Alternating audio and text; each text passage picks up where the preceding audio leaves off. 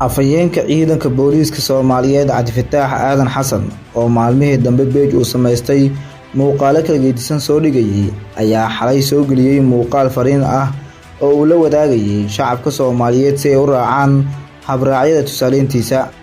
Waxa uu sheegay in shacabka Soomaaliyeed meel walba ee dalka ka joogaan in looga baahan yahay in haddii uu qof ka geeriyoodo ay geeyaan laanta baarista booliiska ee CID mise xarumaha baarista booliiska ee ugu dhow. Cabdifataax ayaa sheegay in booliiska ay baarayaan qofka geeriyooday iyo sababta uu geeriyooday noocay doonto ha ahaatee si loo xaqiijiyo ehelka qofka geeriyoodana ay siinayaan warqad caddeyn ah oo ka hadlaysa qofka waxa uu geeriyooday. Qofka markuu guriga ku dhinto waxaad wargelinaysaa saldhigga booliiska ee kugu dhow.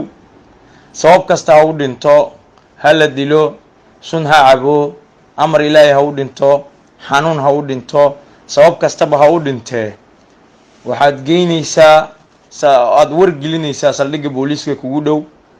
waxaana lagugu caawinayaa inaad geyso xarunta baarista dambiyada CID-da si lagu siiyo warqad caddeynaysa sababta uu dhintay muwaadinkaas.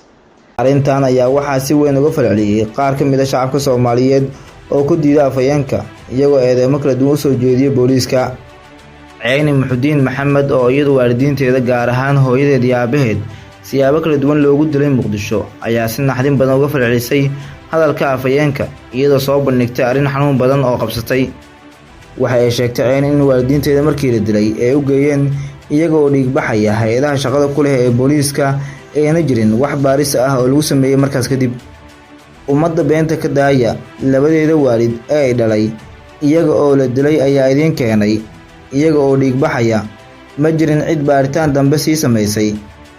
Midda kale ma waxaa shaqo moodaan in qofkiisa dhiig baxaya sawir ka qaadataan masaasaa baaritaanka aad sheegaysaan. Qofkii maanta sun u dhinto ama la ceejiyo maxaa ku xaqiijin kartaan ayay weydiisay booliiska. Hawsha aad ummadda u haysaan waa dami baaris 24 saac ayaa waxaa noo xirnaa farmasho hooyadii lagu dilay iyadoo aan isdhahayno ama la idin yimaadaa la idin weydiiyaa dilka intuu ka dhacay markaan weyne cid noo imaado ayaa nadiifinay dhiiggii hooyo.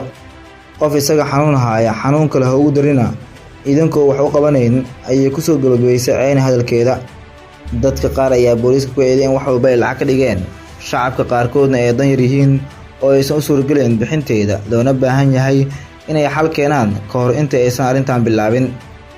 Taliya wixii oo dhan lacag ayaad ka dhigteen dadka qaarna ambalaasta xitaa ma awoodaan soo ma ogid ayuu yiri mid ka mid ah dadkii aragtidooda ka dhiibtay.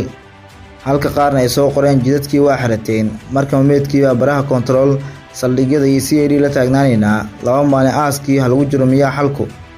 Ishwaaq Cabdiqaadir ayaa iyadu marka hore bogaadisay hadalka afhayeenka balse waxay weydiisay su'aalo u baahan in laga jawaabo. Waa arrin wanaagsan oo bogaado mudan laakiin su'aalaha cid nooga jawaabto ayaan rabnaa. 1 warqadda hoggaanka nabadgelyadu waa lacag. 2 warqadda caddeynta isbitaalka waa lacag. 3 warqadda booliisku waa lacag. 4 daahitaanka meedku waa lacag oo waa in talaajid la geliyo. 5 qoyska qofka ka dhintay tacsi iyo murugo taal qofka waalidkiisa ah dhintay waan ognahay xanuunka ay leedahay. Maritaanka intaas oo xafiis ah si hagar la'aan ah oo degdeg ah in looga soo dhamaanayo yaa damaanad qaadaya. Sidee lacagta intaas la eg loo maareynayaa ayay weydiisay Ishwaaq.